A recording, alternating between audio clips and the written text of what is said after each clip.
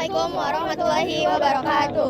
Perkenalkan, kami adalah mahasiswa dari Politeknik Negeri Jakarta jurusan Akuntansi, Prodi Keuangan dan Perbankan Terapan yang saat ini sedang menjalani mata kuliah Pancasila di bawah bimbingan Bapak Yusuf. Saya Laila Hanik Mustikawati dan rekan-rekan saya. Saya Marini Puspitasari. Saya Vina Cantika Hartanti. Saya Muhammad Abdurrahman Karim. Saya Muhammad Aksal Auliardana. Video ini merupakan bagian dari tugas akhir mata kuliah Pancasila di mana kami melakukan wawancara dengan narasumber terkait topik efisiensi anggaran. Dalam wawancara ini kami berkesempatan melakukan wawancara bersama Profesor Nurul Huda, Wakil Rektor Universitas Yarsi sebagai narasumber. Demikian perkenalan dari kami, selanjutnya kami lanjutkan ke sesi wawancara bersama narasumber. Selamat menyaksikan. Assalamualaikum warahmatullahi wabarakatuh. Selamat pagi Bapak Profesor Nurul Huda. Terima kasih atas kesediaan Bapak untuk meluangkan waktunya wawancara bersama kami hari ini. Perkenalkan, saya Vina Cantika Hartanti bersama teman-teman saya. Nama saya Muhammad Abdurrahman Karim. Saya Muhammad Aksal. Saya Hanik Mustikawati. Saya Marini Puspitasari. Kami dari mahasiswa Politeknik Negeri Jakarta jurusan Akuntansi yang dibimbingi oleh Bapak Yusuf untuk mata kuliah Pancasila. Sebelumnya, bagaimana Bapak kabarnya hari ini? Alhamdulillah baik dan sehat. Alhamdulillah, senang sekali mendengarnya. Sebelum kami memasuki sesi pertanyaan, izinkan kami menyampaikan latar belakang dari bahasan yang akan kami bahas ini. Wawancara kali ini berfokus pada efisiensi anggaran. Saat ini menjadi salah satu topik penting di kebijakan pemerintah, terutama setelah pemerintah menyampaikan rencana penghematan belanja anggaran di sejumlah sektor dalam rangka menjaga stabilitas fiskal.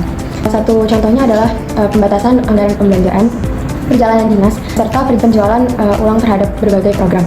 Berdasarkan latar belakang tersebut, kami merasa topik ini sangat relevan untuk dijadikan topik dan disajikan. Maka kami akan mendengarkan pandangan Bapak. Untuk itu kami akan memulai dengan pertanyaan yang pertama. Pertanyaan saya sendiri, Bapak merupakan salah satu pemerintah yang ikut andil dalam efisiensi anggaran. Dapatkah Bapak memastikan bahwa efisiensi anggaran dapat dipastikan untuk memperkuat ekonomi negara, bukan hanya sekedar untuk penghematan belanja negara? Baik, yang pertama kita harus pahami dari konteks APBN. Ya, jadi anggaran pendapatan dan belanja negara. Masih kita menganut yang namanya anggaran defisit ya. Jadi sebelum reformasi anggaran kita anggaran seimbang atau balance budget. Sehingga dalam kondisi saat ini sudah pasti kita katakan anggaran kita adalah posisinya adalah anggaran defisit. Mana defisit itu adalah belanja kita yang lebih besar dibandingkan dengan penerimaan kita. Ingat, kita punya sektor penerimaan yang terbesar adalah sektor pajak. Ya, hampir lebih 70% ya penerimaan kita dari sektor pajak. Berarti sisanya dari dua yang lain, yaitu pendapatan nasional bukan pajak, biasa disingkat dengan PNBP. Yang kedua adalah hibah, tapi kontribusinya tidak terlalu besar. Pada sisi lain belanja kita jauh lebih besar, berarti tentu dari sisi anggaran kita kekurangan. Yang kedua, kalau terjadi efisiensi anggaran, saya kira sudah harus ideal lah kita ya. Idealnya apa ya, sedapat mungkin kalau bisa belanja kita itu tidak melebihi penerimaan kita. Idealnya ya, tapi itu belum buat negara kita. Sehingga pertama dengan adanya efisiensi anggaran tujuannya tentu mengurangi defisit anggaran kita, berarti mengurangi defisit anggaran kita. Adakah pengaruhnya nanti terkait dengan hal ini? Maka ada tidak pengaruh itu tergantung penggunaan efisiensi tersebut diperuntukkan untuk yang semacam apa. Jika dimasukkan ke dalam hal yang sifatnya produktif, tentu akan sangat membantu pemerintah. Ingat, Prabowo punya konsep pertumbuhan bisa mencapai 8%. Angka itu nggak mudah. Periode Jokowi 10 tahun nggak pernah tembus itu. Nah, kalau nanti dilihat tren pertumbuhan ekonomi kita, sehingga kalau dia akan bermanfaat ketika efisiensi tadi digunakan untuk hal yang sifatnya adalah produktif. Tentu kalau kita bicara konteks makro ya, supaya pertumbuhan ekonomi meningkat, kita pakai pendekatan pengeluaran. Ada consumption, ada investment, ada government, ada net export. Maka kita gunakanlah untuk yang sifatnya investment. Dari sisi produktivitasnya sangat tinggi, dan yang kedua tentu akan meningkatkan pendapatan nasional kita, sehingga dengan sendirinya pertumbuhan ekonomi tentu juga akan meningkat. Jadi intinya Gunakanlah efisiensi itu yang sifatnya untuk kepentingan yang sifatnya produktif. Kalau kita geser ya ribut orang terkait program, jadi ada dugaan dana itu dialokasikan untuk MPG. Adakah pengaruhnya nanti? Tentu dari sisi pengaruh pasti ada. Cuma itu larinya kemana? Pada belanja negara. Nah, saya nggak mengatakan nggak bagus ya, akan lebih bagus kalau alokasinya untuk yang sifatnya adalah investasi. Kalau dia gunakan untuk consumption agregat ataupun tadi saya katakan government expenditure, berarti izin ya saya gunakan istilahnya nggak berkualitas pertumbuhan kita. Kalau yang dikedepankan adalah faktor yang dimaksudkan adalah itu. Menurut Bapak, dengan dikuranginya tunjangan dan juga perjalanan dinas, itu apakah dapat berdampak secara langsung pada daya beli masyarakat? Pertama, tentu esensinya adalah pengurangan ya berbagai macam perjalanan oleh ASN. Nah, tentu kita sortinya dari kacamata ASN-nya. Itu belanja kementerian akan berkurang. Kalau belanja kementerian berkurang, maka tentu belanja negara secara otomatis juga akan berkurang. Nah, kalau dikaitkan dengan apakah akan mempengaruhi belanja masyarakat ketika alokasi dana-dana yang tadi dari hasil efisiensi tadi kemudian diberikan untuk memberikan sensitivitas dalam bentuk bantuan-bantuan langsung kepada masyarakat, maka tentu ada berdampak dari sisi yang tadi saya sebut dengan consumption agregat masyarakat tentu akan meningkat. Kalau arahnya tadi digunakan untuk hal yang sifatnya adalah consumption agregat, nggak berkualitas karena dimensinya masih consumption. Tekanan kualitas itu dua sebenarnya. Satu adalah yang terkait dengan investasi, yang kedua net ekspor kita. Harapannya perjalanan dikurangi digunakan untuk mensupport produk-produk ekspor kita yang saat ini pun dengan adanya reciprocal tariffs yang ditetapkan oleh Trump akan berdampak. Menurunnya apa? Kemampuan ekspor kita. Kenapa menurun? Karena ekspor kita tidak kompetitif lagi karena dikenakan tarif yang sangat tinggi, 32%-an kita dikenakan tarif reciprocal walaupun saat ini masih dalam proses bergaining, negosiasi kembali. Artinya harusnya digunakan untuk mensupport yang tadi. Jadi para UMKM yang nggak mungkin dia bersaing karena banyak nih dampak yang kebijakan Trump ini berdampaknya pada sektor UMKM yang merupakan UMKM yang sifat orientasinya sifat ekspor oriented, outward looking kalau bahasa lainnya. Kalau yang tujuannya ke sana dia nggak mampu, hati-hati. UMKM sektor yang sangat penting dan yang paling banyak menyerap tenaga kerja. Kalau ekspor berhambat, berarti UMKM harus mengurangi produksi. Kalau produksi dikurangi, berarti tenaga kerja juga harus dikurangi. Berdampak kepada pengangguran. Makanya harusnya masuk kepada sektor yang terkena dampak dari dampak-dampak kebijakan internasional. Berpikirnya untuk hal yang sifatnya konsumtif. Itu hanya sifatnya sesaat. Bagaimana hubungan antara efisiensi anggaran dengan tingkat konsumsi masyarakat dan pertumbuhan sektor usaha kecil dan menengah atau yang disebut UMKM? Ya, tentu dimaknai dengan apa? Hematan biaya.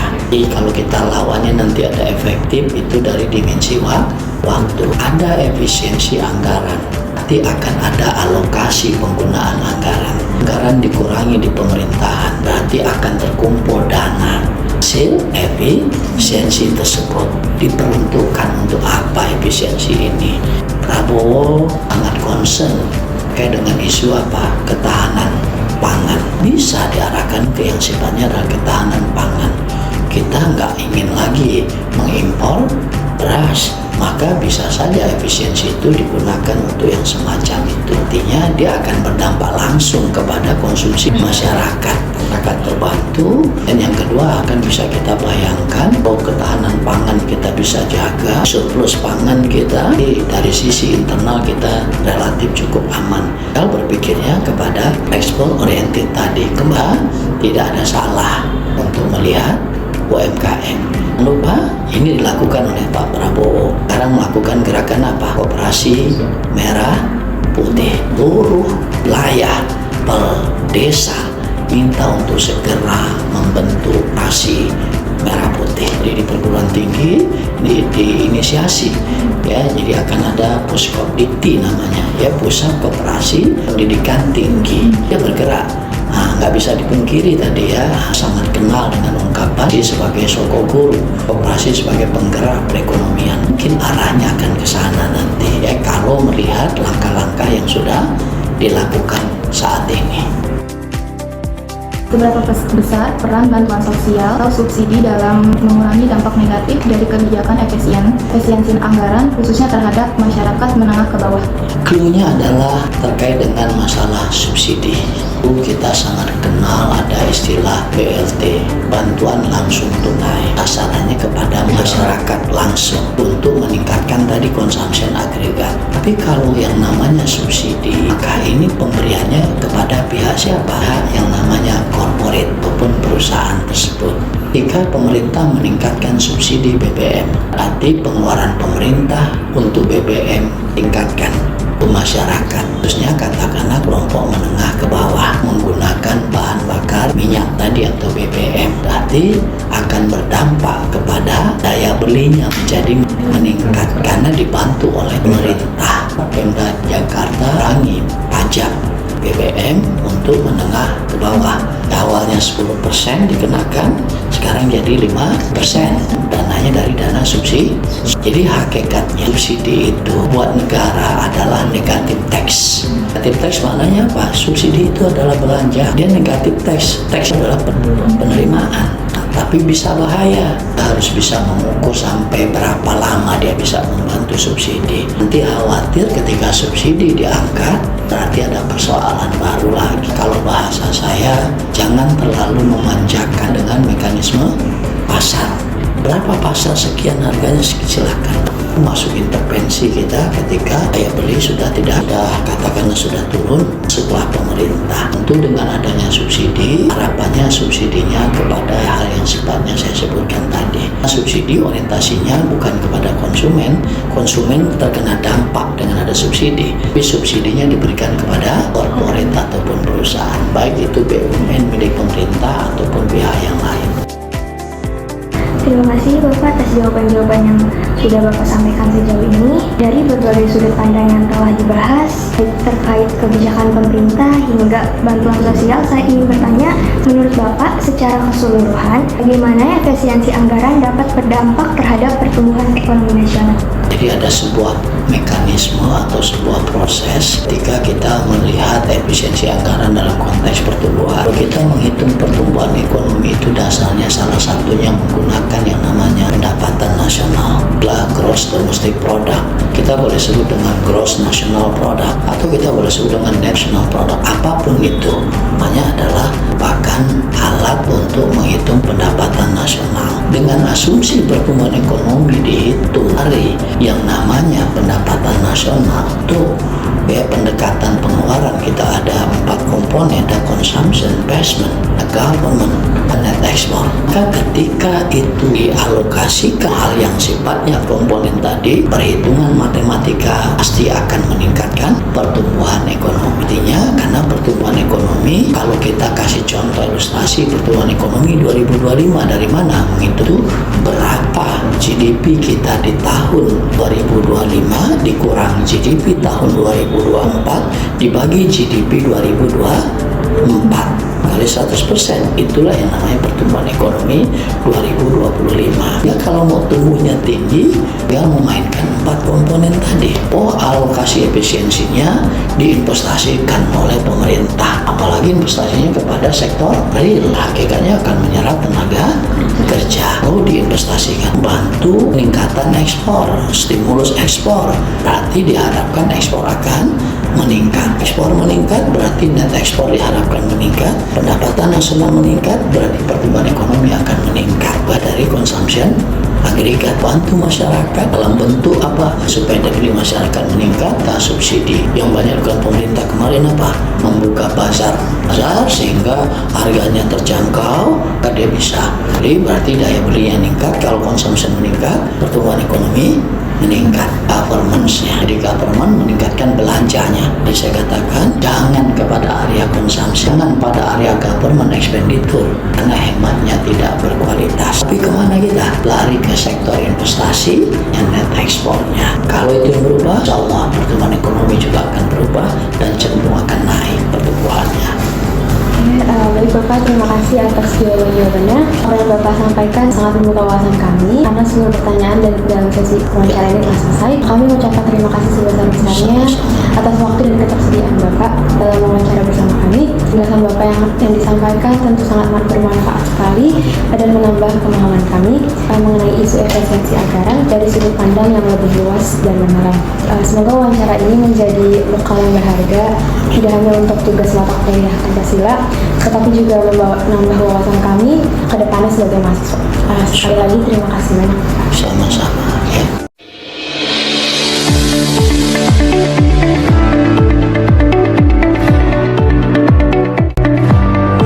Efisiensi anggaran memegang peran strategis dalam memperkuat fondasi perekonomian nasional apabila dikelola secara produktif dan difokuskan pada sektor prioritas. Efisiensi ini bukan sekadar penghematan, melainkan mekanisme untuk menekan defisit anggaran tanpa mengorbankan kualitas pertumbuhan ekonomi. Pengalokasian hasil efisiensi pada kegiatan produktif seperti investasi, ketahanan pangan, penguatan ekspor, dan pemberdayaan UMKM dapat memberikan dampak positif signifikan terhadap peningkatan pendapatan nasional serta penciptaan lapangan kerja. Pemerintah berperan penting dalam memastikan efisiensi anggaran digunakan secara tepat dan efektif. Demikian hasil wawancara yang telah kami lakukan bersama Profesor Nurul Huda. Kami mengucapkan terima kasih atas waktu dan ilmu yang beliau berikan. Semoga wawancara ini dapat memberikan pemahaman dan wawasan yang bermanfaat bagi kita semua. Terima kasih.